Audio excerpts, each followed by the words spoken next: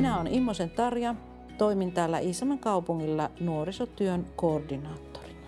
Pieniä ilmastotekoja hankkeessa pyrittiin vähentämään nuorten ilmastoahdistusta ja antaa mahdollisuus nuorille saada oma ääni kuuluviin ja tulla myös kuulluksi.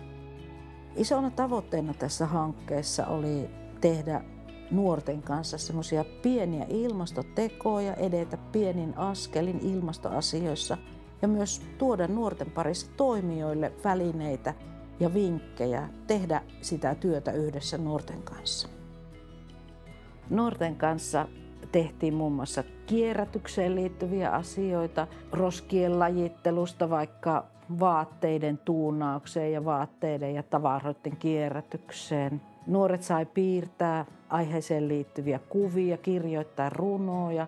Sitten meillä syntyi myös idea tämmöistä pakohuoneesta. Nuorisopalvelujen tämmöistä lainausvälineistöä laajennettiin digitaalisista välineistä retkeilyvälineisiin ja kalastusvälineisiin.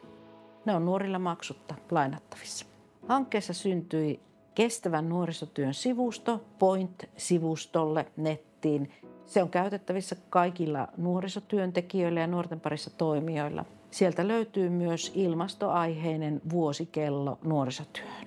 Iso kiitos tämän hankkeen onnistumisesta kuuluu hankeohjaaja Anne Kärkkäiselle ja monille yhteistyökumppaneille. Tämän hankkeen tuotoksena meidän nuorisopalveluihin on jäänyt paljon hyviä käytänteitä ja niitä on jalkautunut myös muille nuorten parissa toimijoille.